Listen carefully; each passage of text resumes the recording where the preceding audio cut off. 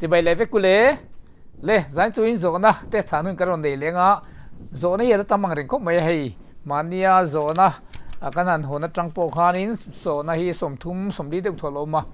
กันเถียงจริงๆกันรอนช่างอ่ะกันชานเซนเลยรอชวนินนี่ดังกันรอนชุนสมเลยไม่โดนเนี่ยประคัดนะอันที่ไม่เลยสมงาปานาจังยันติตายละกับผู้ปีเรียสิโลวตายนั่นเองทินเฮเองเกชันอย่างเล่ปีเรียดเราพอเฮียนตายให้จูนัทเฮทั้งหมดอ่ะอาจารย์ตั้มเป็นจู PID pelvic inflammatory disease กันเตียงจีเตหินิตาชูลนุ่งละมาขานินเองตุยเตอมชินตา infection ที่ระวังอันนิตาเต็นจิบอมลำปังเองนี่โบก็ฟังเตเต็นจิกงลำปังวูงก็ฟังเตขานินอมเทตาจะบางส่วนนี้อาจารย์ตั้มตะเขามันนี่ข้าจูทับเบรจูอัลตราซาวน์ที่พอหันติตายละที่ชวนนักเรียนไหมอินอะไรนั่นมันนี่และสมกับปรุกนักกับผู้ปีเรียที่มูมัลโลกอลวักวักทัดทุ่มเตกับวีลวะทันนีเตทักขัดเตกับวีโดนเอโมติตูเรียนมินทรัมเวชีนเท้าเสียกลาวีโลเลชีนะมันอาคารกลาวร้อนตัวเสียทาววังที่เฮียนอมเทียตียที่ไหนนั่นเลยวิตามินข้ามินจัวให้ตัวนายเรย์เวลเล็กตัวจังคานโกเลตชีนะเราอมเงมเราอมเหลวทิ้งกันสังพดเมงเราอมจงอาจวมปีเรียดallเฮียเราอมเมมallลุกตุกเราอมลุกตุกลัวไม่รอช่วยให้ปีเรียดallที่จวนินน่าวไปที่ให้จูอาหารสัตว์ชีนตีขาดเขละคงเองมินสาเทจวนกล้มเลียงปีเรียดมุมัลโลขัดยังปีเรียดเราอมริงเฮตั้มเบรจูฮอร์โมนอิมบาลานซ์วางเตจิบอมโบกวางเตเลทิลดังฉันเลวางฮิตั้มตะกมาที่นี่มุมัลโลฮีจูวางจวนสวยเทียมมหาคบมายา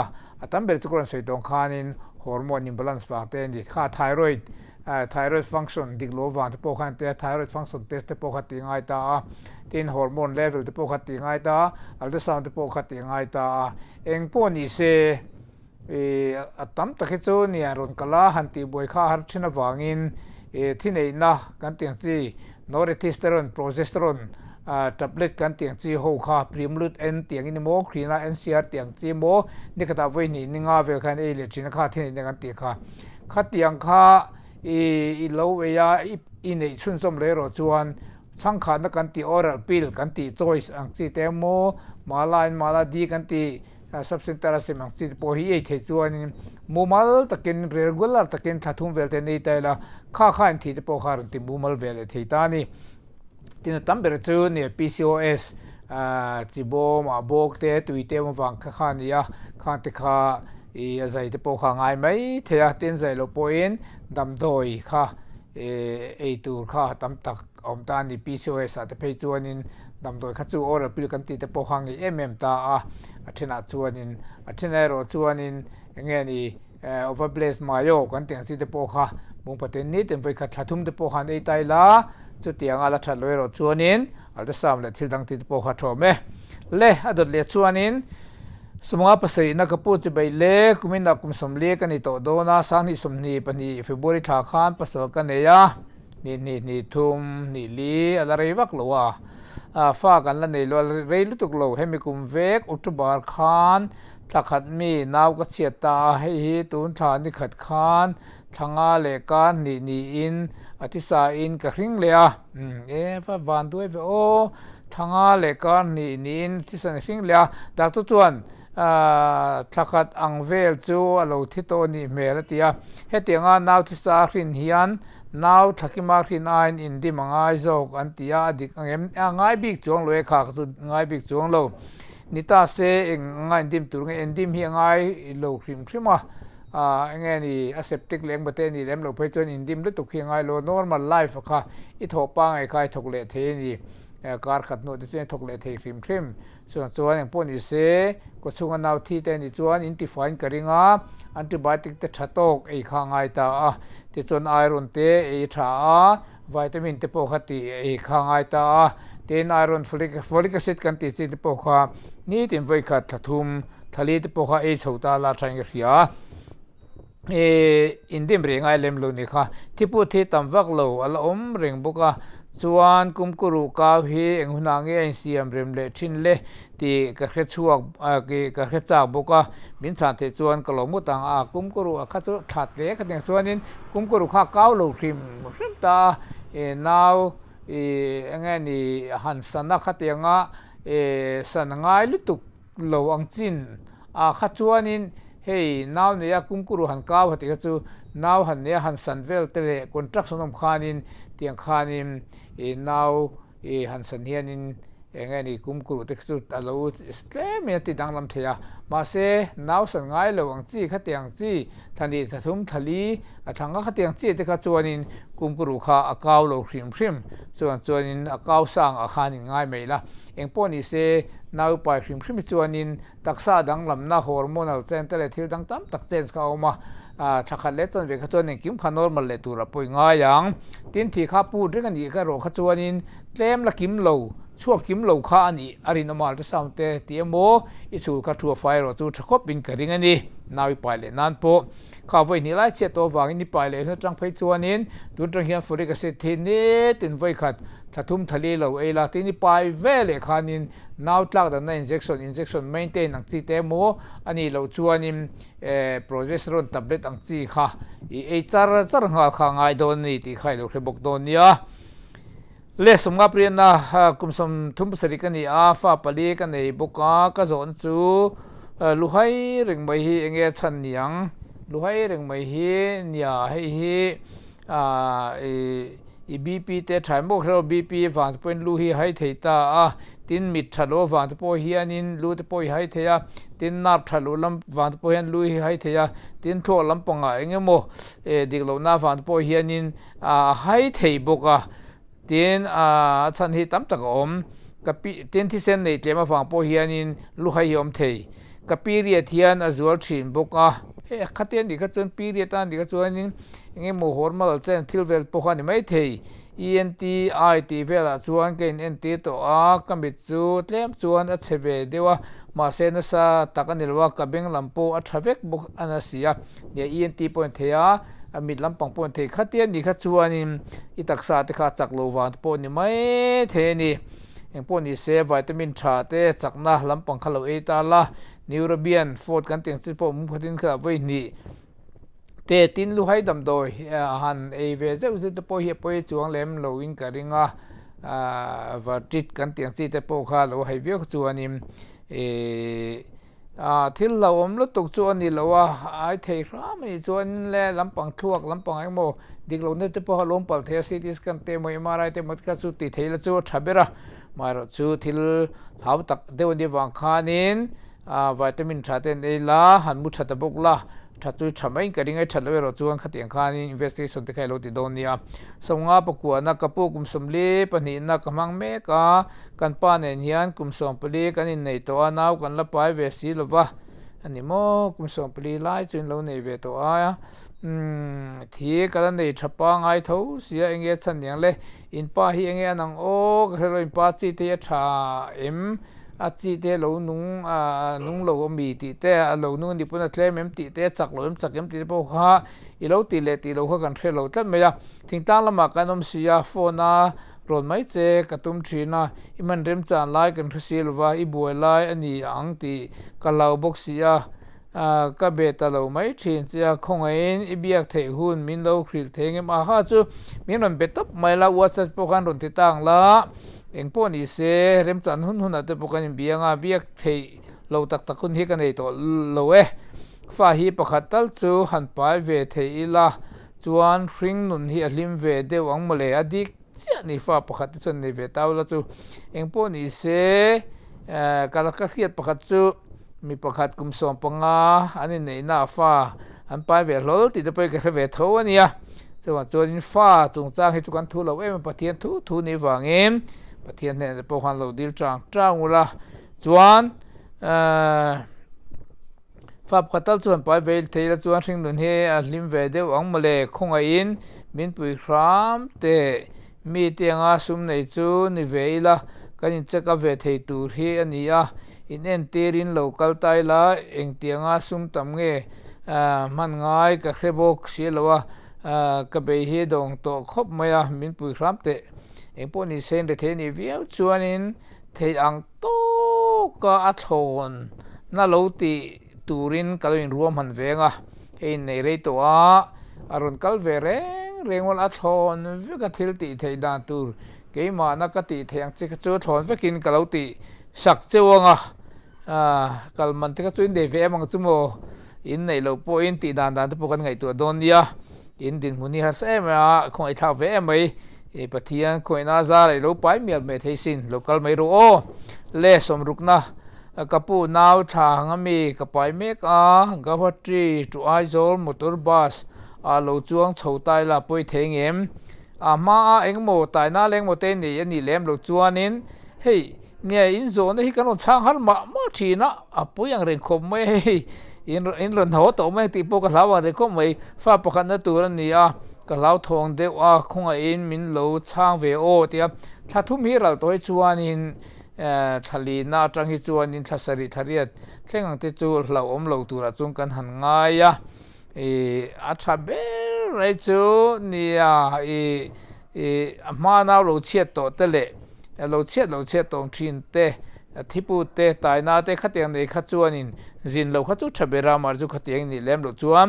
ถ้าทุ่มนัวจังฮิจวนินทัศริทะเรียดเท่งจวนินปอยลุตุกเราตัวจุงกันง่ายฟ้าประคันตัวนี้ก็เราทงเดียวว่าคอยมินเราชาเตโอจู่ก็ชาเทนจูนี้ตัววิวนี่ชวนินรุนโหค่ะไม่เสร็จตัวเราเนี่ยรชวนินเนี่ยคงเหตุทุกอย่างเรื่องฟังเฮียนินไงนี่จินเราให้จุดทับเบอร์ตัวเนี่ยมาเสร็จเราเทเราชวนินค่ะก็เลยใส่ตัวเขาสมรุปประคันนักปูจิงการ์ทอลิมพิอันก็คงเห็นนะเทลุตุกะทันนี้เวลจูอันนั้นโตก็มังอังคบไม่มินสันติจวนก็ลงมุดังให้จะอดทนลำปังนี่ไม่แทงปนดิเซแคลเซียมเตโลเอชตาอังละแคลเซียมโมเซลกัลกันหันเตียงซีเตโลเอตาอังละ500ดิตินไฟขัดเตตินวิตามินดีเตโปฮีอีโลเอจุดทเวคบมายาDVK60 กันเตีย DV60K จกันที่ปนอย่างจุวิตามินดีให้มุมขัดตินการตินไฟขัด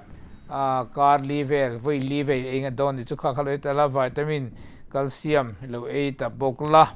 ที่ส่วนนี้น้ำดำโดยลำปังเมกะนิวรอนโอดีนี่ที่พวกขัดเอโมกับบนิวรอนเอ็นทีอังกฤษจะไปช้าให้มุมขัดตินนี่ที่พวกขัดที่พวกขันตาละขัดเวลเตที่ส่วนนี้ชัดเจนไหมที่ส่วนกันริง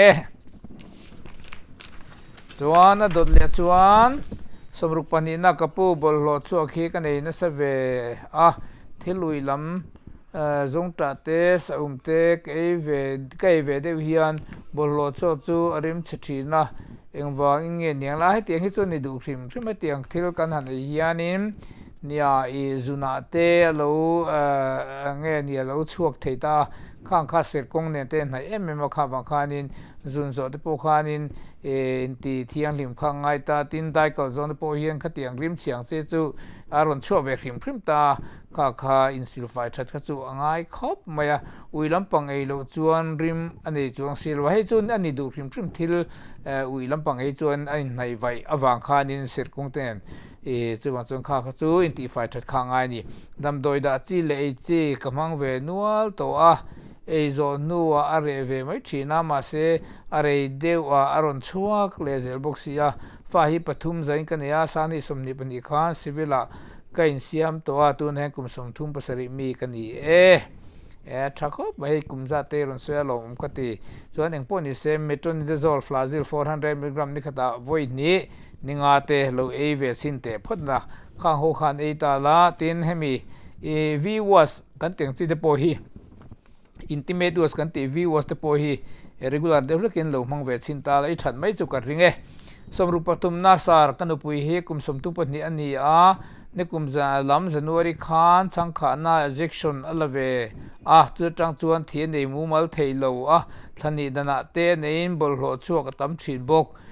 thingtlang lama kan ni bok sia enge dam doing e se thang de ka soi thina to na injection da lampang chi sangkha injection re reng chu the ti mu mal du lo ni zat lem te chaw hianin mumal takan nei thina then chuan thian nei lowa on an ol mak theya kum khat lai te poi a then ro chuan thi tlem an nei thei chuwang chuan changkha na jackson wang khanim I thi kha amumal lo ani a chuan changkha kha chu thil lo om ani lem lowa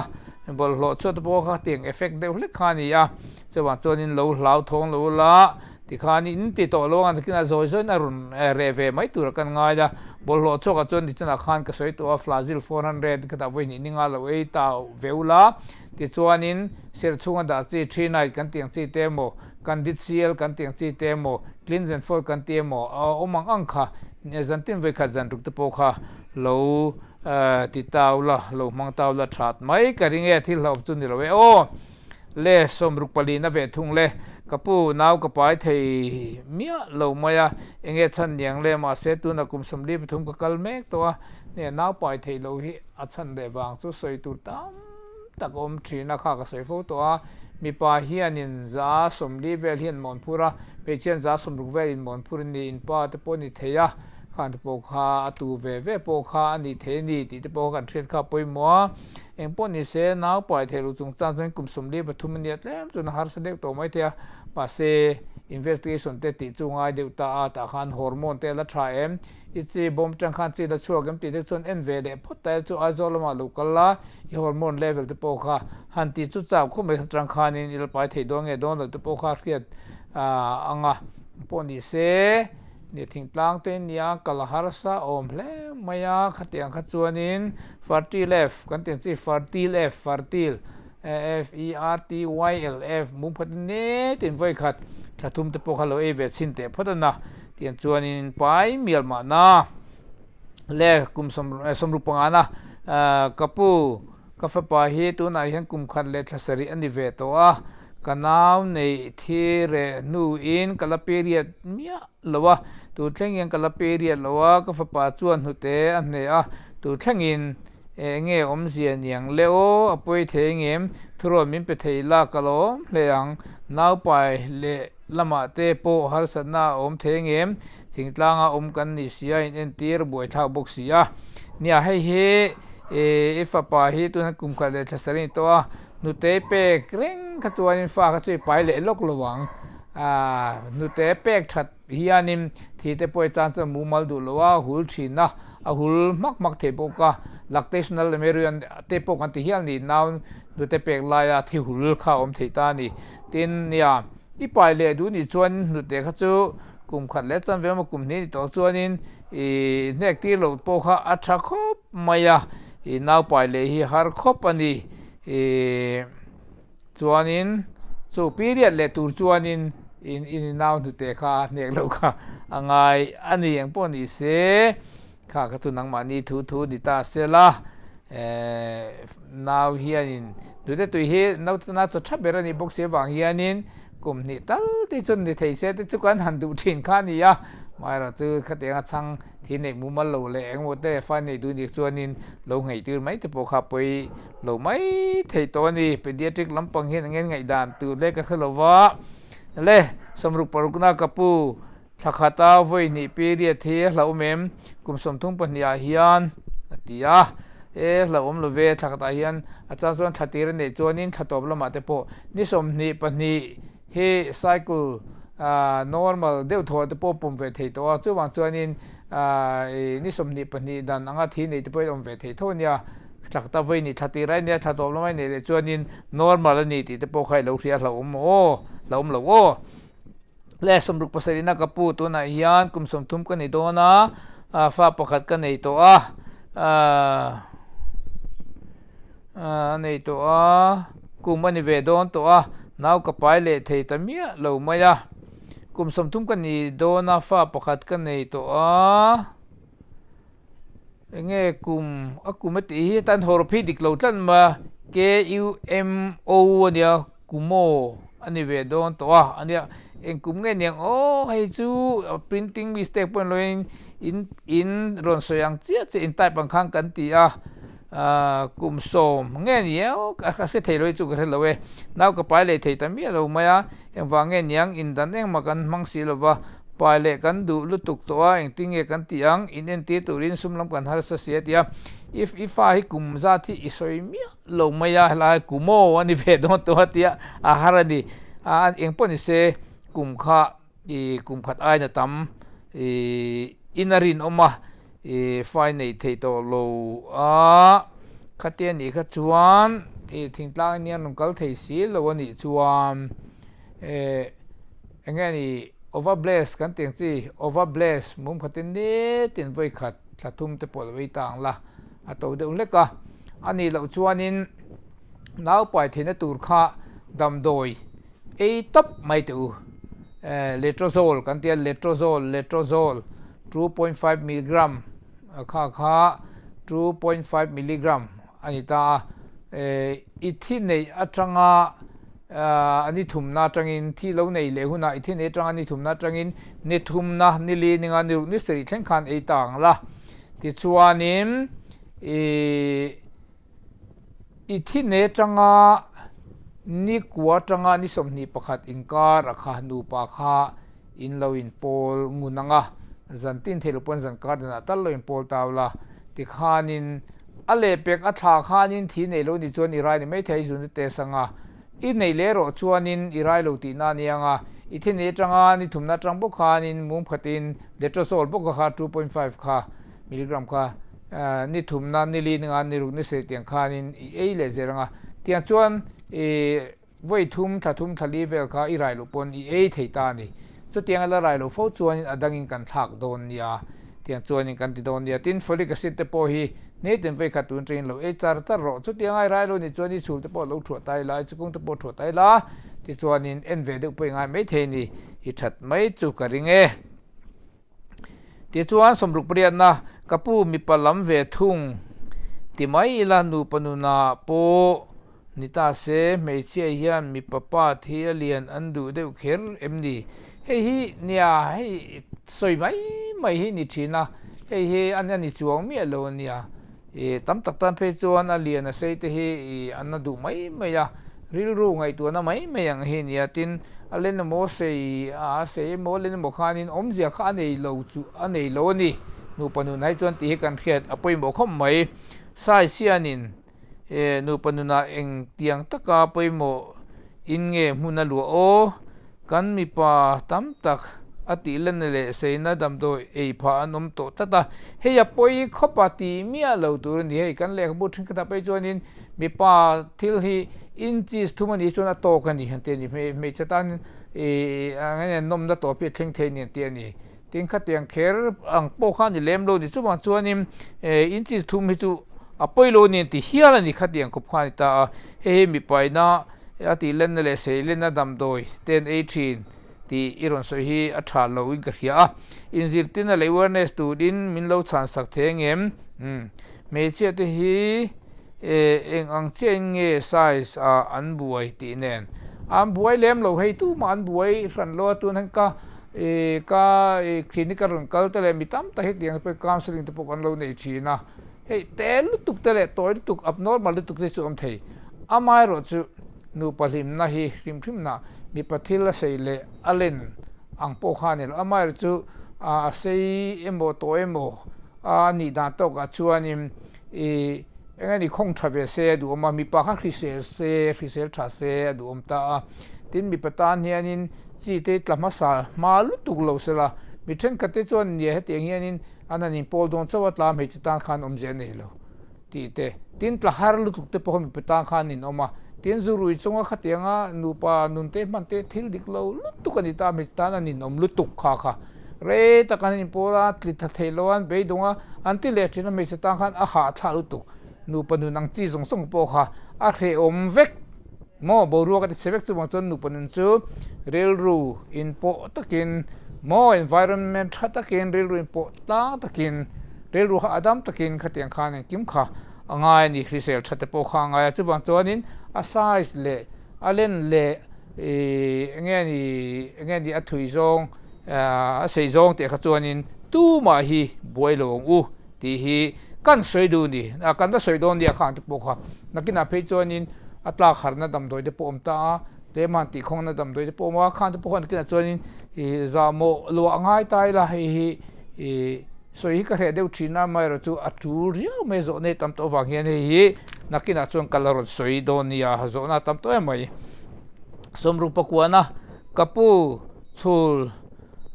in tablet hi naw pai them retroverted antiang chen hnung lama tuang khan mai ya pai the e doctora chuan kaloin en tir ve to doctor naw pa ya kongro asulo ati boxia kongro suwak loe kan panen kan thave ve boxi boxi thil danga mase kumthum don kan in nei ve to a naw kan la pai thei boxi lowa kan pa ve zel boxi ril ruwa rem ve du ko mai ne apoi ko mai ni naw pa chung chang he chu soi le soi nu e kan thu ni lo kho mai pathian thu ni a he chu eng po ni se the anga in en tir ve hi chu angai ni mi pachi thaim chalowem mi pachi kha atlemem tamem ti te khatiang te kha nakina in lo exam toim ka khelo tin ni chul te po kha thu toem ichikong te thaim chalowem ti te thyroid function ang chi te hormone imbalance te nem ti te chikong bok te ne em ti te chikong te ping em ti khatiang khatam takum kha enge ni lo pan to ka khelo wa kha in lo pan towa in thil ti zong te kha nakina min lo ran thirula ti chuanim kan la englo don ya beidong su ni naw reng ka soi to fo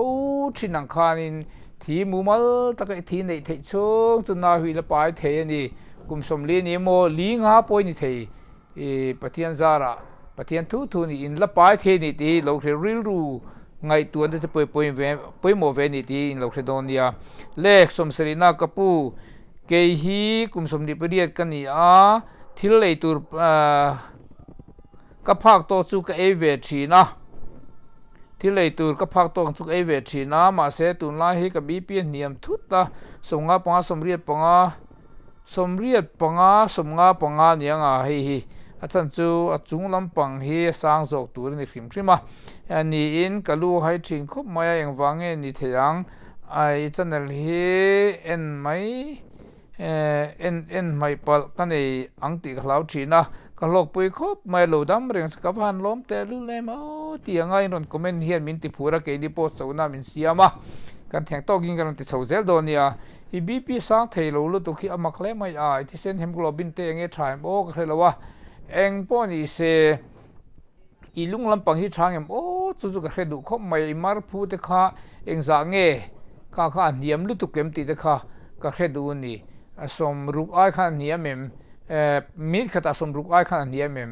ti te som nga te som li te chawut kha niam ti te po kha ilung lampang po kha ni theng po se bp niam reng ka chu e thabuka vitamin trilo e veta la thang ga ria 9 gmax kan teng chi te hi vitamin thadeu maina 9 gmax he mum khatin ne tin vai khat he thani vel te po kha lo e tang la tha in ka ringa ti chuani mar fu te po chu izing tholima te zange hani te kha lo chia ta la min ron thil don dia o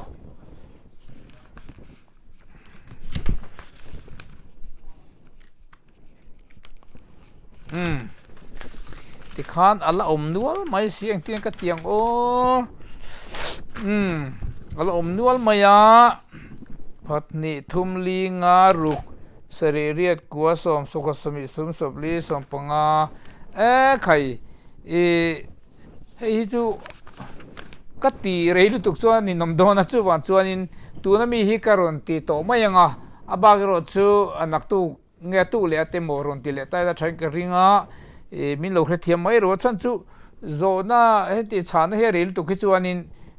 mitam takhian tan hian in om thina pakhat chia kan tianga chuan in abagro chu remchang ma sibera kan ti le donia somsri pakhat na bat control pil ezo aniang zat atangin nge naw pai a ul sam berang le bat control pil ezo niang zat atangin nge naw pai ul sam berang kumruk pasal nei kanito tun thlengin naw kan pai thei lo awangin pils e pun chans a om thei an ti wangin ka try du ve eng ang pil nge e tur atha le se ber min thil the ang I'm not mizo so please excuse me if spelling is wrong khai poi lo hei chu tam tak hai hianin iron ti thadei me lom le me kalom lutuk hei ba control pi la hian ne hemi tle ma a composition ti mai la a tlem deuh ang chi hi ei chu aziom deuh hlek ta a poni se hei subcentera afrian semang chi te po hi taksai na huat lo tura an siam vekani a local nge ni market an zor a hianin a chiat na big poi om khan chuang lo eng poni se local an zor ang chi ai chuanin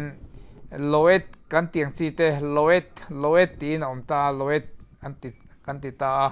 khan te po kha atha khop maya loet ang emo yamini kan ti emo kha tiang chi te kha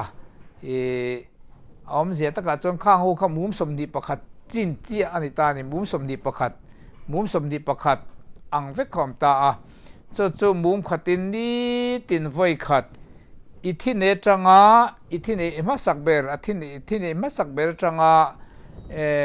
ni thumna tang mo khan han ei char tai la chu mum som ni pakhat kha ei tanga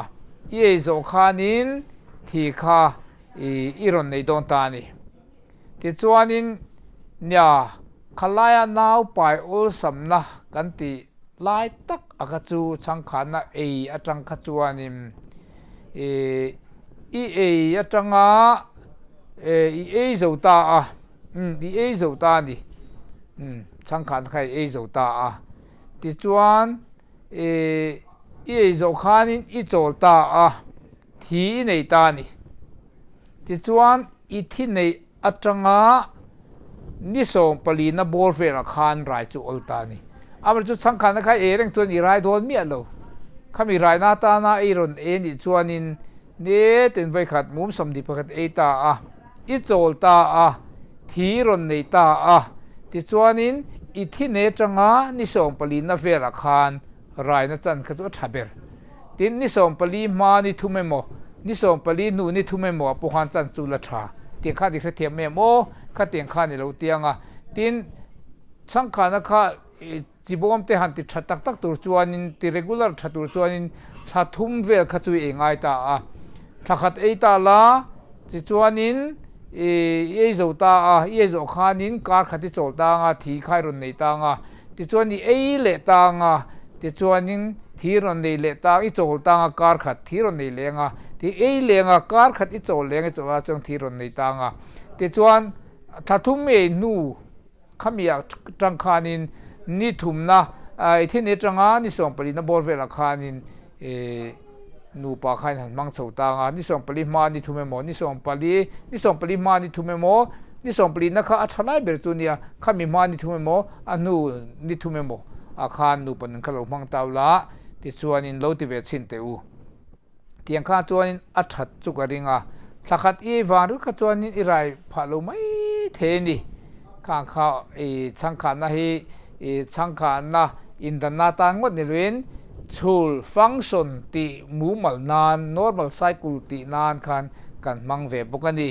ti chuan khatianga irai lowa thi nei chho tha ani chuanin engei lo ei toy ka hrelo kha rai na ang chi letrozol te po ei to em clomicin trisaccharide tiang chi te ei to em kha tiang chi te I chi kong te po in thuo to em ti ka hrelo wa khang khain la ti lo ni phe chuan khang te po kha ti tai la I hormone te po kha level tram thyroid function te khain lo test to em in la ti lo ni phe chuan khang kha in lo ti don nia ti chuanin ne pathian zara fa te po nei thei ngei turin du sakna samber kalhan ngal che ni le kha zong kha zaina in zo na te kan han chan thei chu ni mai se eng pon di se hei ka channel hi min lo hlut sak thina kalom khop maya in lo like ka in lo share tin hei subscribe to hi ala tle mang ring khom maya akhir tu chuanin min lo subscribe fra mula ka ti khom mai zana po hianin min lo subscribe zel tu le min lo share zel turin e karon ngen tak no che ni in zawain hun man du ve ku le